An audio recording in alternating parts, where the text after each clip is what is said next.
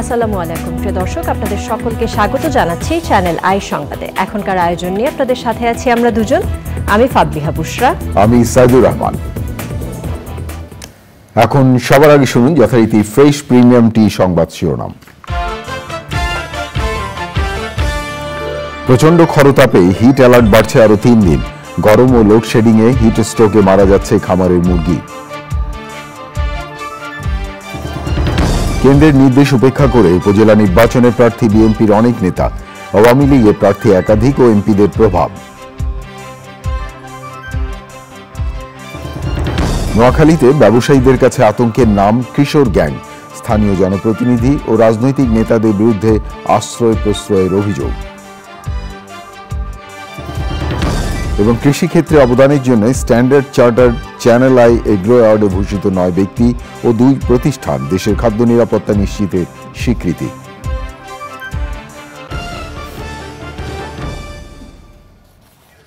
ধন্যবাদ প্রিয় দর্শক আমাদের সাথে যোগ দেওয়ার জন্য। এতক্ষণ সংবাদ শিরোনাম শুনলেন, চলুন যাওয়া যাক পুরো খবরে। আর এখনকার এই সংবাদ আয়োজন একই সঙ্গে চ্যানেল আই ইউটিউব চ্যানেলে এবং channel I OTT platform I স্ক্রিনে লাইভ স্ট্রিম হচ্ছে। টানা তাপপ্রবাহে অতিষ্ঠ জনজীবন, সহসাই স্বস্তির খবর নেই বলছে আবহাওয়া অধিদপ্তর। রোববার থেকে আরও 3 দিনের জন্য বাড়ছে হিট অ্যালার্ট। এর মধ্যে তাপপ্রবাহের জন্য 1 সপ্তাহের ছুটি শেষে আগামীকাল খুলছে স্কুল। বিস্তারিত দেখুন ইফতেখার উদ্দিনের রিপোর্টে। টানা তাপপ্রবাহে বাতাসে আগুনের হলকা অনুভূত হচ্ছে। বিশেষ প্রয়োজন ছাড়া মানুষ বের হচ্ছেন না। গত বছর টানা 16 দিন তাপপ্রবাহ হয়েছিল। এবার তাপপ্রবাহ শুরু হয় 1 এপ্রিল। গরমে বিপর্যস্ত জনজীবন। প্রচুর গরম, এর আগে এত গরম কখনো আমরা ট্রাফিক অনেক দিন এত গরম আমরা পাইনি। এই রোদের মধ্যে মাথা সব গরম হয়ে যায়, এই রাস্তার মধ্যে এত রোদের মধ্যে চলাফেরা প্রচুর কষ্ট হচ্ছে। মন চাচ্ছে না যে এখানে রোদের মধ্যে দাঁড়ায় থাকি, এখন পেটের দায়ে দাঁড়ায় থাকতে হচ্ছে। পানি স্যালাইন খাইতেই হয়, গরমের মধ্যে অত পরিশ্রমের কাজ করে রিস্কে চলাই, স্যালাইনটা পানিটা খেলে শরীরে একটু পরিপূর্ণ হয় আর কি। যে এখন যে তাপমাত্রাটা, এটা মানুষের সহ্যের বাহিরেই, তথাপিও আমাদের অধৈর্য হওয়ার কিছু নাই। এটা আল্লাহ তাআলার কাছে প্রার্থনা করা ছাড়া কোনো গতি নাই। আবহাওয়া অধিদপ্তর জানিয়েছে সিলেট অঞ্চল ছাড়া আপাতত কোথাও স্বস্তির সংবাদ নেই। 2 মে থেকে পরবর্তী কয়েকদিন সারা দেশে বৃষ্টি ও কালবৈশাখী ঝড় হতে পারে। গতবার যেটা দিয়েছি আমরা সর্বশেষ হিট অ্যালার্ট, এটা আগামীকাল পর্যন্ত বহাল আছে। এখন আমরা আবার নতুন করে দিব। সেই ক্ষেত্রে সামান্য কিছু তাপমাত্রা আমাদের উত্তর পূর্বাঞ্চল থেকে, ওইদিকে যেহেতু বৃষ্টি হয়েছে একটু তাপমাত্রা কমবে ওদিকে, কিন্তু আমাদের রাজশাহী এবং খুলনা এ সকল অঞ্চলে কিন্তু অব্যাহত থাকবে।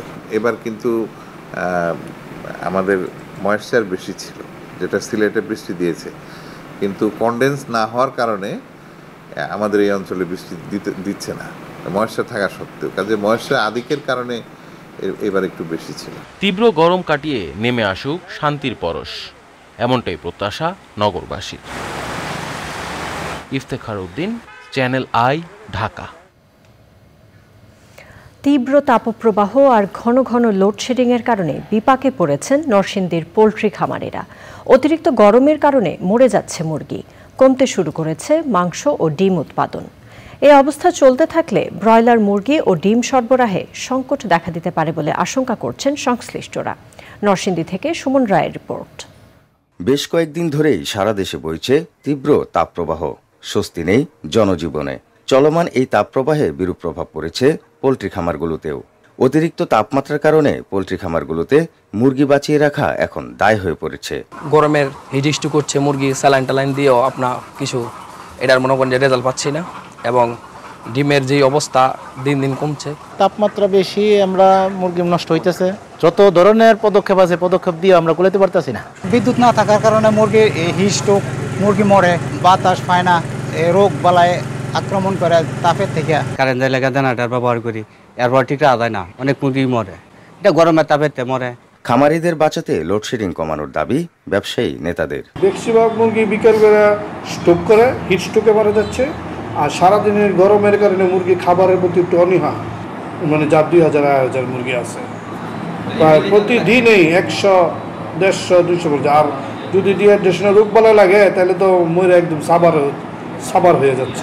বিদ্যুতের যেন একটু নিশ্চিত হলে আমরা খামারিদের অন্তত তাদের ক্ষতিগ্রস্ত থেকে অনেকটা উপকৃত হবে। চলমান তাপপ্রবাহে প্রায় ৭,০০০ মুরগি হিটস্ট্রোকে মারা গেছে বলে জানিয়েছে প্রাণী সম্পদ বিভাগ। আমরা বিভিন্ন তথ্য খামারিদের কাছে পৌঁছে দিচ্ছি, যেমন এই গরমে কি কি করণীয়, লিটার, ছাদ এবং লিটার ম্যানেজমেন্ট, প্রপার ভেন্টিলেশন যাতে খামারে থাকে, ছাদ এবং ফ্লোর বারবার ভিজিয়ে দেওয়া, মুরগিকে ভিজিয়ে দেওয়া এবং মুরগিকে ঠান্ডা পানি দিয়ে ফগিং করা, এবং ভিটামিন সি, ইলেকট্রোলাইট বেশি গরমের সময় যাতে ইউজ করে যতটুকু সম্ভব এটাকে মিনিমাইজ করা যায়, এই চেষ্টা আমরা করে যাচ্ছি খামারিদের সাথে নিয়ে। প্রাণী সম্পদ দপ্তরের তথ্য অনুযায়ী জেলায় ব্রয়লার মুরগির খামার রয়েছে ৩,৪48টি, লেয়ার মুরগির খামার রয়েছে ১,৬১৪টি ও সোনালী মুরগির খামার রয়েছে ৭33টি। নরসিংদী থেকে সুমন রায়, চ্যানেল আই। কেন্দ্রের নির্দেশ উপেক্ষা করার পাশাপাশি বহিষ্কার হওয়ার তোয়াক্কা না করে উপজেলা নির্বাচনে বিএনপির বহু প্রার্থী মাঠে আছে। দলের শীর্ষ নেতাদের প্রতি ক্ষোভ জানিয়ে প্রার্থীরা বলেছেন তারা মাঠের কথা বুঝতে ব্যর্থ হয়েছেন। অন্যদিকে মন্ত্রী এমপিদের প্রভাব ও একাধিক প্রার্থীর জ্বালায় জ্বলছে আওয়ামী লীগের নির্বাচনী মাঠ। আলী আসগারের ভিডিও চিত্রে মানিকগঞ্জ প্রতিনিধি গোলাম সারোয়ার শানুকে সঙ্গে নিয়ে সোমা ইসলামের রিপোর্ট। ভোট দিবেন তো? হ্যাঁ, অবশ্যই ভোট। আমি দেশ নাগরিক না, এলাকার উন্নয়নের জন্য যাই, আবার নিজের একটা দায়িত্ব আছে সেজন্য যাই। আবারও আসলো উপজেলা নির্বাচন, মানুষ ভোট দিতে তৈরি, কিন্তু কেন্দ্র থেকে করা নির্দেশ এলো ভোট বর্জনের। বিএনপির ভোট বর্জন আর ভোট বয়কটের রাজনৈতিক কৌশল কি মাঠের নেতাদের গায়ে শুয়ে যাওয়া অভ্যেস হয়ে গেছে নাকি অন্য কিছু? তা না হলে কেন্দ্রের নির্দেশের বিরুদ্ধে গিয়ে কিভাবে বিএনপির নেতারা উপজেলা নির্বাচনে অংশ নিচ্ছে, সেই খবর নিতেই মানিকগঞ্জ জেলার ভোটের হালচাল দেখতে যাওয়া। ৮ই মে প্রথম ধাপে উপজেলা নির্বাচন হবে মানিকগঞ্জের সিংগাইর এবং হরিরামপুরে। সিংগাইর উপজেলায় ভোটার 2,59,000। এখানে ভোটের মাঠে আছেন উপজেলা বিএনপির ভাইস চেয়ারম্যান তোফাজ্জল হোসেন। 15 বছর পর তিনি কেন্দ্রের সিদ্ধান্তের বিরুদ্ধে গিয়ে তৃণমূল টিকিয়ে রাখতে শেষ পর্যন্ত ভোটের মাঠে থাকবেন বলে জানালেন। আপনারা যদি বহিষ্কার করেন আমি বহিষ্কার আদেশ মেনে নেব, অন্যথায় যদি আমি পদত্যাগপত্র জমা দেব। কিন্তু আমার এই মুহূর্তে ভোটের থেকে জনগণের দাবির থেকে আমার সরার কোনো ওয়ে নেই। ভোট বর্জন করে ভোটের প্রত্যাখ্যান করে বর্তমান সরকারকে উৎখাত করার কোনো ওয়ে আমার কাছে মনে হয়। একই উপজেলায় বিএনপির উপজেলা মহিলা দলের সভাপতি আফরোজা রহমান লিপিও করছেন ভোট। তার সাফ কথা, ঢাকার নেতারা কি বললেন তার চেয়ে বড় কথা হলো জনতা। ভোট করার অপরাধে দল বহিষ্কার করলে সেই আদেশ মেনে নেবেন, তারপরও নির্বাচন ছেড়ে সরে আসবেন না লিপি। মহিলা দলের সভাপতি। আপনাকে কি এই জন্য ভোট করার জন্য কি বিএনপি বহিষ্কার করছে? না, আমি কারো করি নাই, আমি আমার মতে দাঁড়াইছি এবং আমার ইচ্ছাই আমি সব করতেছি। দল বলছে যে আমরা ইলেকশনে যাব না এবং তোমরাও যায় না, কিন্তু আমি জনগণের নিয়ে দাঁড়াইছি। পাশের উপজেলা হরিরামপুরে বহাল তবিয়তে উপজেলা চেয়ারম্যান পদে লড়াইয়ে আছেন বিএনপি 4 বারের ইউনিয়ন চেয়ারম্যান এবং উপজেলা বিএনপির যুবদলের যুগ্ম আহ্বায়ক জাহিদুর রহমান তুষার। হতাশা নিয়ে তুষার জানালো, একের পর এক ভোট বর্জনে অস্তিত্ব সংকটে বিএনপির তৃণমূল।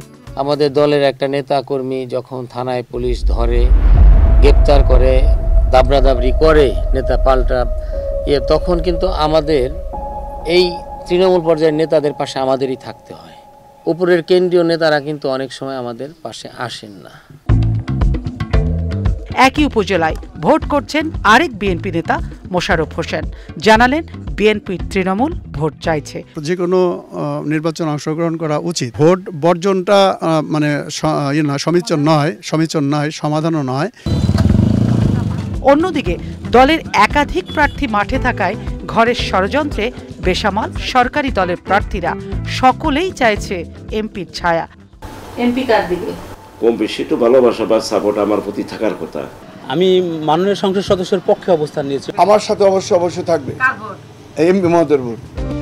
তবে নামে বেনামে উপজেলা ভোটে একাধিক প্রার্থী থাকায় ভোট জমজমাট হবে বলছে নির্বাচনী এলাকার মানুষ।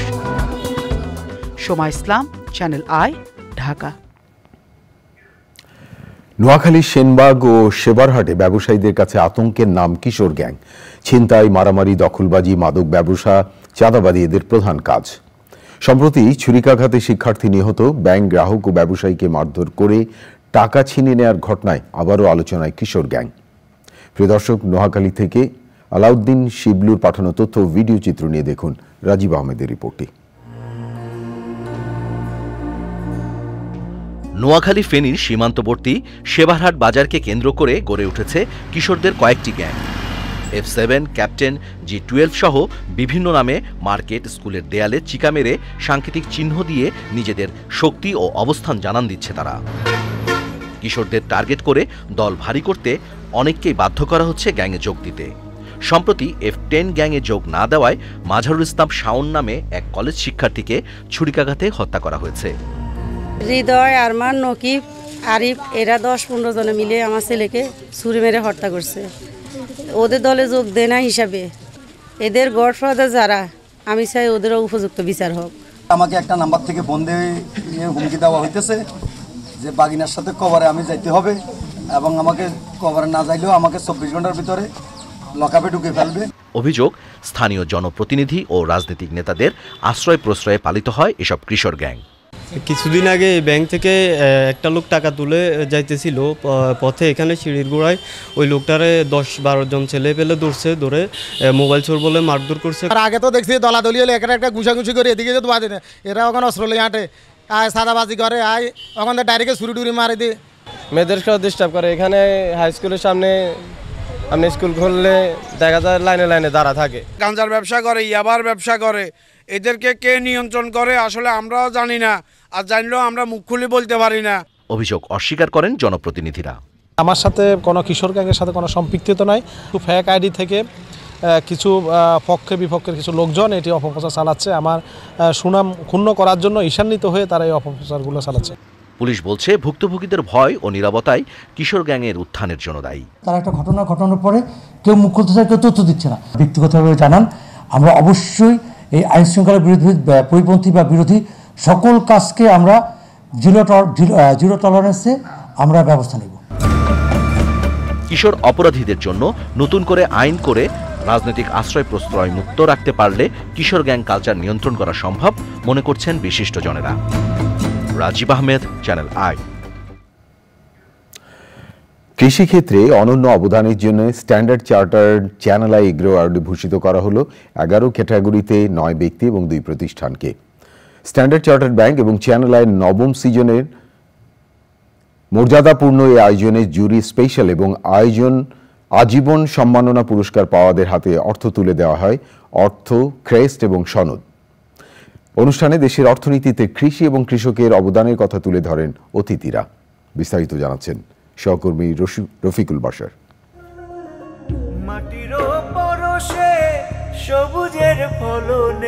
দেশের খাদ্য নিরাপত্তা নিশ্চিত করার সাথে অর্থনীতিকে এগিয়ে নিতে যারা অক্লান্তভাবে কাজ করে চলেছেন তাদের স্বীকৃতি দিতেই স্ট্যান্ডার্ড চার্টার্ড ব্যাংক ও চ্যানেল আইয়ের এ মর্যাদাপূর্ণ আয়োজন।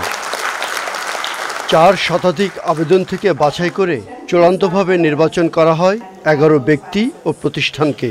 এবছর আজীবন সম্মাননায় ভূষিত হয়েছেন পথিকৃৎ কৃষি অর্থনীতিবিদ ডক্টর M.A. সাত্তার মণ্ডল। বছরের সেরা কৃষক হয়েছেন পুরুষ মোহাম্মদ আবুল কালাম আজাদ। বছরের সেরা কৃষক নারী তানিয়া পারভিন। সেরা মেধাবী সংগ্রামী কৃষক পুরুষ মোহাম্মদ সিদ্দিক হোসেন। সেরা মেধাবী সংগ্রামী কৃষক নারী সাবিত্রী বিশ্বাস। পরিবর্তনের নায়ক মোহাম্মদ সানোয়ার হোসেন। সেরা জলবায়ু অভিযোজক ডক্টর মৃন্ময় গুহ নিয়োগী। সেরা কৃষি সাংবাদিক শাহনোয়ার সাইদ শাহিন। জুরি স্পেশাল ডক্টর মোহাম্মদ আল মামুন। সেরা কৃষি প্রতিষ্ঠান সহায়তা ও বাস্তবায়ন আই ফার্মার এবং সেরা কৃষি প্রতিষ্ঠান রপ্তানি প্রাণ ডেইরি। বাণিজ্যিক কৃষিকে লাভজনক পর্যায়ে রাখতে গেলে বিনিয়োগ বাড়াতে হবে। বাংলাদেশ এখনো এক্সপোর্টে অনেক পিছিয়ে আছে, আমরা কৃষিতে আমরা আরও আগে এগিয়ে যেতে চাই। পুরস্কার প্রাপ্তিটা অনেক গুণে এটা কাঙ্ক্ষিত বস্তুতে পরিণত হয় যদি আপনি সেই পুরস্কারটা আপনার আইডলের কাছ থেকে নিতে পারেন। এই ধরনের আমিও একটা স্বপ্ন দেখেছি যে আমিও শাইখ সিরাজ স্যারের মতো ওনার নামটা যেভাবে আমি এখানে প্রচার করছি, আমার নামটা যেন এভাবে আমি রেখে যেতে পারি। বাংলাদেশের অগ্রযাত্রায় কৃষি ও কৃষকের ভূমিকা তুলে ধরে শুভেচ্ছা বক্তব্য দেন চ্যানেল আইয়ের ব্যবস্থাপনা পরিচালক ফরিদুর রেজা সাগর। একটি জাতিকে এগিয়ে নিয়ে যাওয়ার জন্য কৃষকদের যে কত বড় ভূমিকা আমরা যারা শহরে থাকি তারা উপলব্ধি করেছে নানাভাবে, এবং তার একটা ছোট্ট উদাহরণ হলো শাইখ সিরাজের মাটি ও মানুষ অনুষ্ঠান। আমরা যেমন কৃষকদের সম্মানিত করছি, একই সাথে আমরাও সম্মানিত বোধ করছি।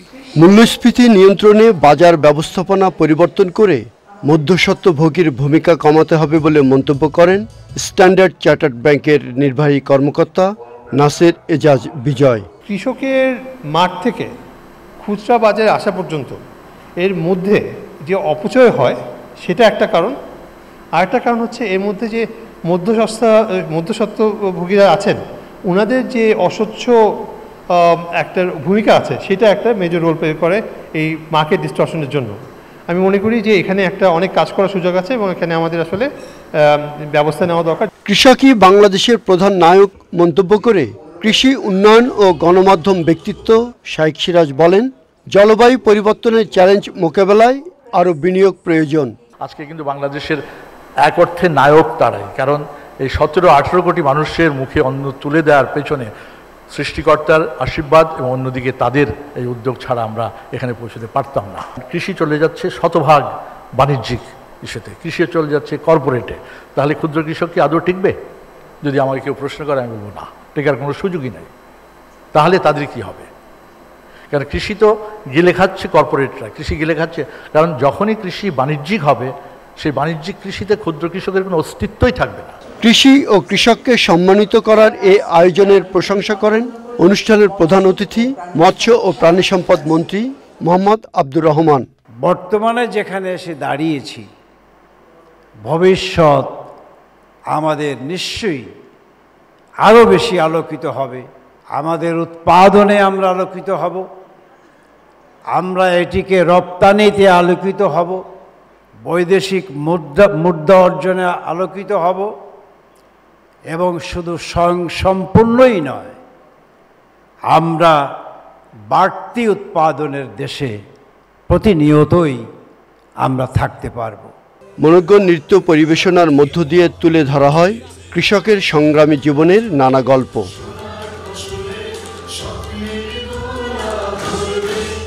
Rafiqul Bashar, channel I, Dhaka. এবার রয়েছে আই স্পোর্টস।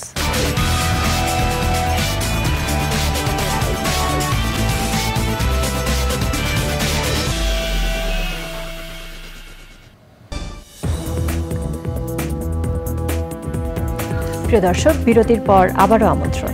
ধন্যবাদ প্রিয় দর্শক, আবারও চ্যানেল আই সংবাদে যোগ দেওয়ার জন্য। ভারতীয় উপমহাদেশে অন্যতম শ্রেষ্ঠ রাজনীতিবিদ শেরে বাংলা একে ফজলুল হকের ৬২তম মৃত্যুবার্ষিকী নানা কর্মসূচিতে পালন করা হচ্ছে। তার প্রতি শ্রদ্ধা জানিয়েছেন আওয়ামী লীগ এবং দলটির সহযোগী সংগঠনের নেতারা। সকালে রাজধানীতে ফজলুল হকের সমাধিতে প্রথমে প্রধানমন্ত্রীর পক্ষে শ্রদ্ধা জানান আওয়ামী লীগ নেতারা, পরে দলের পক্ষে শ্রদ্ধা জানান তারা। সে সময় বিএনপি সমালোচনা করে আওয়ামী লীগের সাধারণ সম্পাদক ওবায়দুল কাদের বলেন, দলটি বিদেশি প্রভুদের মাধ্যমে ক্ষমতায় যাওয়ার ষড়যন্ত্র করছে।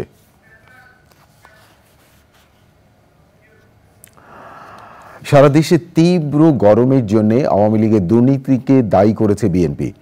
দলের সিনিয়র যুগ্ম মহাসচিব রুহুল কবির রিজভী বলেছেন, বিএনপি ক্ষমতায় থাকার সময় গাছ লাগানো কর্মসূচি করেছে, আর আওয়ামী লীগ এখন গাছ নিধন কর্মসূচি পালন করছে। তীব্র তাপ প্রবাহে অতিষ্ঠ পথচারীদের জন্য সপ্তাহ জুড়ে বিশুদ্ধ পানি এবং স্যালাইন বিতরণ কর্মসূচি উদ্বোধন করেন তিনি। মিরপুর পল্লবীতে ঢাকা উত্তর বিএনপির এই কর্মসূচিতে বিএনপি নেতারা বলেন, যে কোনো মহামারীর সময় বিএনপি জনগণের পাশে সবসময় ছিল, এই গরমেও আছে। জনগণকে সঙ্গে নিয়ে আন্দোলনের মাধ্যমে সরকারকে ক্ষমতা থেকে নামানো হবে বলেও হুঁশিয়ারি দেন তিনি। জাতীয় পার্টির চেয়ারম্যান জিএম কাদের বলেছেন, আওয়ামী লীগ দল হিসেবে চরিত্র হারিয়েছে। দেশকে এক দল এক ব্যক্তির সুপ্রিম ক্ষমতার দিকে ঠেলে দেওয়া হচ্ছে, এর পরিণতি ভয়াবহ হবে বলে হুঁশিয়ার করেন তিনি। রাজধানীতে জাতীয় পার্টির বর্ধিত সভায় নেতাকর্মীদের উদ্দেশ্যে জিএম কাদের বলেন, জাতীয় নির্বাচন গ্রহণযোগ্য হয়নি। জাতীয় পার্টি নির্বাচনে না গেলেও এই নির্বাচন হতো। সরকার এই লক্ষ্যে সব ধরনের প্রস্তুতি নিয়ে রেখেছিল। তিনি নেতাকর্মীদের দলের প্রতি আরও একনিষ্ঠ এবং দায়িত্বশীল হওয়ার আহ্বান জানান। তিনি বলেন, যারা নিজেদের ভাগ্য উন্নয়নে গৃহপালিত হিসেবে রাজনীতি করতে চান তারা জাতীয় পার্টি ছেড়ে চলে যেতে পারেন। প্রিয় দর্শক, এবারে নিটোল টাটা আন্তর্জাতিক সংবাদ।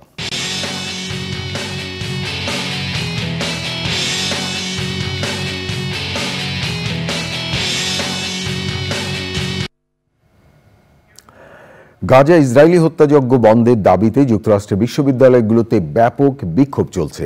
কয়েকদিন ধরে চলা বিক্ষোভ দমনে মোতায়েন করা হয়েছে আইন শৃঙ্খলা বাহিনীর অতিরিক্ত সদস্য।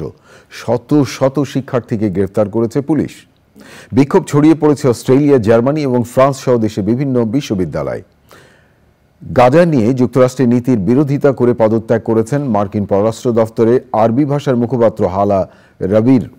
এদিকে গাজায় ইসরায়েলি হামলায় নারী এবং শিশুসহ 15 জন নিহত হয়েছে।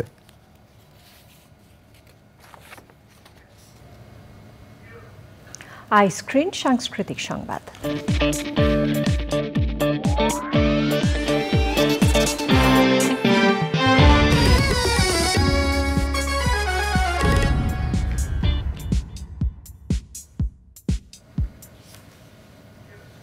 কালি ও কলম তরুণ কবি ও লেখক পুরস্কার 2023 প্রদান করেছে আইএফআইসি ব্যাংক।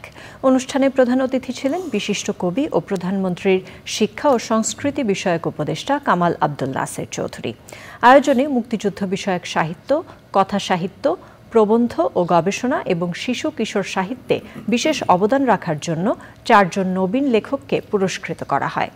বিশেষ অতিথি ছিলেন আইএফআইসি ব্যাংকের ব্যবস্থাপনা পরিচালক ও প্রধান নির্বাহী শাহ আলম সারোয়ার। পুরস্কার বিতরণ অনুষ্ঠান শেষে সঙ্গীত পরিবেশন করেন ভারতের পদ্মশ্রী পুরস্কার প্রাপ্ত উপমহাদেশের প্রখ্যাত সঙ্গীত শিল্পী রেজওয়ানা চৌধুরী বন্যা।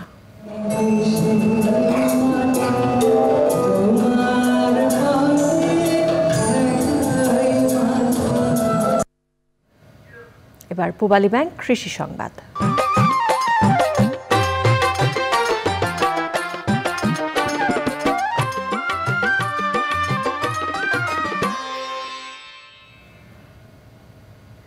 প্রিয় দর্শক, এবার সারা দেশের কৃষি কার্যক্রম নিয়ে প্রতিনিধিদের পাঠানো তথ্য ভিডিও চিত্রে লুৎফর রহমান সোহাগের রিপোর্ট। বগুড়ার কাহালুতে আধুনিক প্রযুক্তি সম্প্রসারণের মাধ্যমে রাজশাহী বিভাগের কৃষি উন্নয়ন প্রকল্পের আওতায় কৃষি প্রযুক্তি মেলা হয়েছে। উদ্বোধন করেন সংসদ সদস্য একেএম রেজাউল করিম তানসেন। কৃষি পুনর্বাসন ও কৃষি প্রণোদনা কর্মসূচির আওতায় চাঁদপুরের কচুয়া উপজেলার ৩,৪৫০ জন ক্ষুদ্র ও প্রান্তিক কৃষককে বিনামূল্যে বীজ ও সার বিতরণ শুরু হয়েছে। উদ্বোধন করেন সংসদ সদস্য ডক্টর সেলিম মাহমুদ। চুয়াডাঙ্গা সদর উপজেলায় 3 দিনের কন্দাল ফসল উন্নয়ন মেলায় 14,550 জন কৃষককে বিনামূল্যে বীজ ও রাসায়নিক সার বিতরণ করা হয়েছে। আন্তর্জাতিক ধান গবেষণা ইনস্টিটিউটের সহযোগিতায় ও ইউএসএইডের অর্থায়নে লালতীর সিড লিমিটেডের আয়োজিত চিকন জাতের হাইব্রিড ধান গোল্ডেন 1-এর উপর মাঠ দিবস হয়েছে গাজীপুরে। প্রধান অতিথি ছিলেন কৃষিবিদ ডক্টর রফিকুল ইসলাম। নেত্রেকোনায় ভুট্টা চাষ সম্প্রসারণ ও ভুট্টার খড় থেকে সাইলেজ তৈরির পাইলট প্রকল্প বাস্তবায়নে কৃষকদের নিয়ে 6 মাস মেয়াদী কর্মসূচির আয়োজন করা হয়েছে। প্রধান অতিথি ছিলেন কর্মসূচির senior team leader Mannan Majumdar. পিরোজপুরের নাজিরপুর উপজেলার বৈবনিয়া গ্রামে জিঙ্ক সমৃদ্ধ ব্রি ধান 74-এর কাটা ও কৃষক মাঠ দিবস হয়েছে। বরিশাল, পটুয়াখালী, ভোলা, ঝালকাঠি, বরগুনা, মাদারীপুর ও শরীয়তপুর কৃষি উন্নয়ন প্রকল্পের আওতায় সরযান পদ্ধতি, রাস্তার পাশে সবজি চাষ, খামারজাত সার তৈরি ও অনাবাদি পতিত জমি ব্যবহার সহ নানা বিষয়ে শরীয়তপুর সদর উপজেলার 30 জন কৃষককে প্রশিক্ষণ দেওয়া হয়েছে। লুৎফর রহমান সোহাগ, চ্যানেল আই। এবার রয়েছে প্রকৃতি সংবাদ।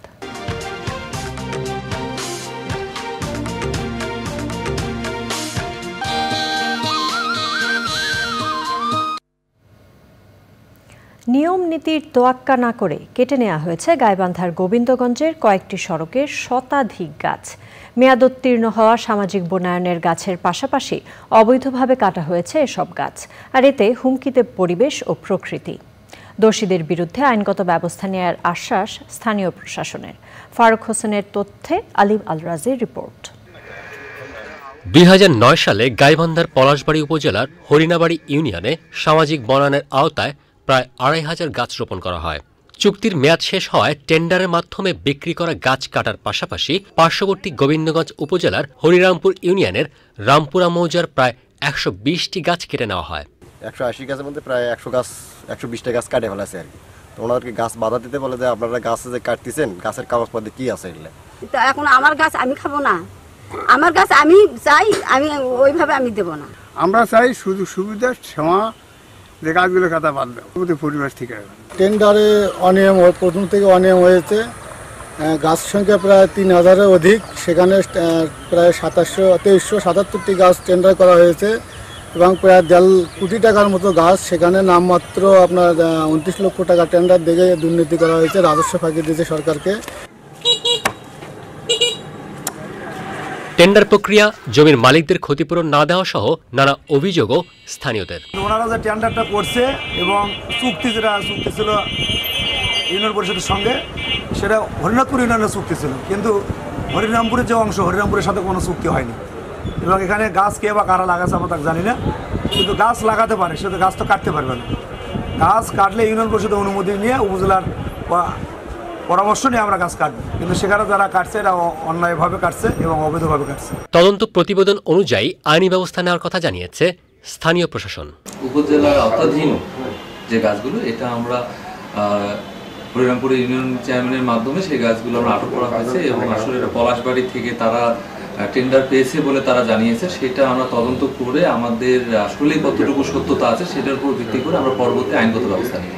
পরিবেশ ও প্রকৃতি রক্ষায় দ্রুত ব্যবস্থা নেওয়ার দাবি এলাকাবাসীর।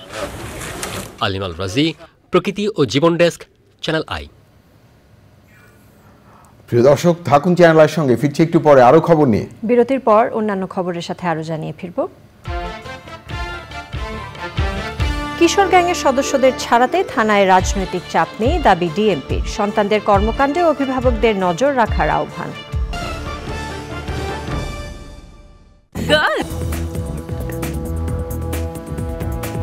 বিরতির পর আবারও আমন্ত্রণ। প্রিয় দর্শক, সবশেষ খবরগুলো নিয়ে আবারও ফিরে এলাম চ্যানেল আই সংবাদে। ঈদ পুনর্মিলনী উপলক্ষে সংযুক্ত আরব আমিরাতে মনোমুগ্ধকর সাংস্কৃতিক সন্ধ্যা করেছে ইয়ুথ বাংলা কালচারাল ফোরাম। সঙ্গীত পরিবেশন করেন বাংলাদেশের অন্যতম ব্যান্ড আর্ক। এই আয়োজনে আর্কের হাসান ছাড়াও আরও 5 জন তারকা শিল্পী অংশ নেন। অনুষ্ঠানে এছাড়াও ছিল ইয়ুথ বাংলা কালচারাল ফোরামের সদস্যদের অংশগ্রহণে 12 মাসে 13 পার্বণের গল্পসহ বাংলাদেশের ইতিহাস, ঐতিহ্য, কৃষ্টি তুলে ধরে নানা পরিবেশনা। প্রধান অতিথি ছিলেন সংযুক্ত আরব আমিরাতে বাংলাদেশের কনসুলেটের consul general BM Jamal Hossain. Rangpur community medical college হাসপাতালের উদ্যোগে অসচ্ছল মানুষকে বিনামূল্যে চিকিৎসা সেবা প্রদান কার্যক্রম শুরু হয়েছে। হাসপাতাল অডিটোরিয়ামে রংপুর গ্রুপের ব্যবস্থাপনা পরিচালক নাজমুল হাসান সরকারের সভাপতিত্বে উপলক্ষে আয়োজিত মত বিনিময় সভায় প্রধান অতিথি ছিলেন রংপুর 5 মিঠাপুকুর আসনের সংসদ সদস্য জাকির হোসেন সরকার। বিশেষ অতিথি ছিলেন রংপুর প্রেস ক্লাবের সাধারণ সম্পাদক মেরিনা লাভলি।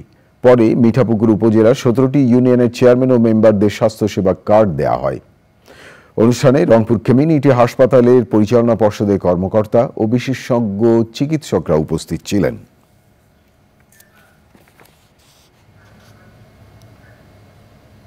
এবার জানাবো খেলার খবর।